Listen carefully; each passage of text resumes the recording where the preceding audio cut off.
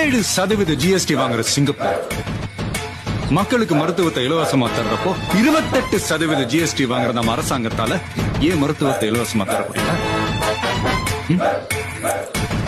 மெடிசனுக்கு 12% பல தாய்மார்களோட தாலி இருக்கிற சாராயத்துக்கு ஜிஎஸ்டி கிடையாது. நம்ம நாட்டோட நம்பர் 1 அரசு மருத்துவமனையில ஆக்சிஜன் சிலிண்டர் இல்ல. என்னடா காரணம் கேட்டா 2 வருஷமா அதை சப்ளை பண்றவனுக்கு பணம் பாக்கி. இன்னொரு கவர்மெண்ட் ஹாஸ்பிட்டல் டயாலிசிஸ் பண்றப்போ கரண்ட் கட் ஆயிடுச்சு. 4 பேர் செத்தே போயிட்டாங்க. கேவலம் அங்க ஒரு பவர் பேக்கப் கூட இல்ல. இன்குபேட்டர்ல வச்சிருந்த ஒரு குழந்தைய பெருச்சாலி கடிச்சு இறந்து போறதுல நம்ம ஊர்ல மட்டும் தான்.